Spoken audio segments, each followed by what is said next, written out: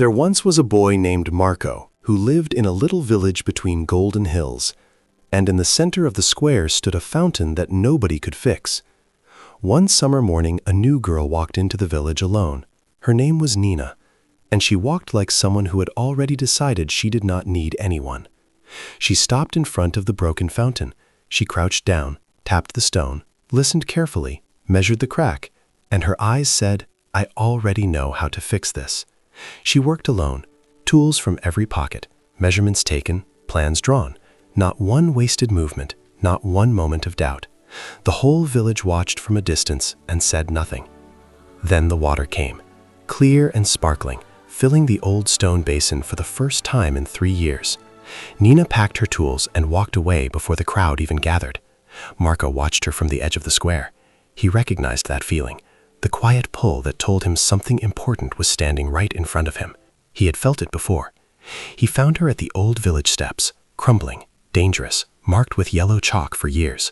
She was already measuring them, pencil moving across her notebook with quick, certain strokes.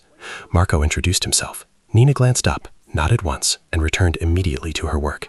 She was not rude. She simply had no space in her mind for anything that was not the problem. Marco came back with Eli. Eli looked at the crumbling steps with his calm, careful eyes. Lena showed him her plan. Eli's eyebrows rose, just slightly. It was already better than anything he would have drawn. Then Leo arrived. His large hands came out of his pockets the moment he saw the heavy stones. Lena looked at him, then pointed to the corner, where the heaviest stone already sat perfectly moved. She had done it alone. Then Lena arrived. She looked at Lena and smiled her small, warm, genuine smile. Lena looked back at her for one long moment. Something very quiet moved across her face. Not quite a smile, but close. Lena worked deeper into the old steps, careful, precise, completely certain. Her notebook was full of perfect measurements, every calculation exact, every decision made with complete and total confidence in herself alone. Then the foundation shifted. A hidden crack, far deeper than anyone knew, spread quickly across the base in one silent, terrible second. Lena pulled her hands back and stared. Everything was wrong. She sat down on the cobblestones. Her notebook lay open in her lap, pages full of measurements that were now all built on something that did not exist. For the first time, Lena did not know what to do. She did not ask for help. She would never ask for help. But when she looked up, all 4 of them were already there.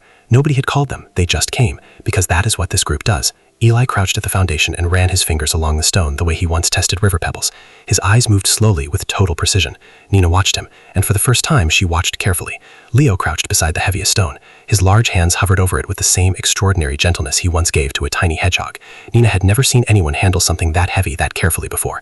Lena sat down quietly beside Lena on the cobblestones. She did not say a word. She simply opened her sketchbook and sat there, warm and completely open, as if staying was the most natural thing in the world.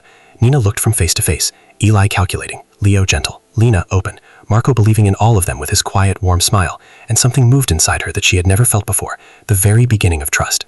She picked up her notebook and held it out toward Eli. She looked at him directly, and very quietly, in a voice that cost her something real, she said 4 words, "What do you see?"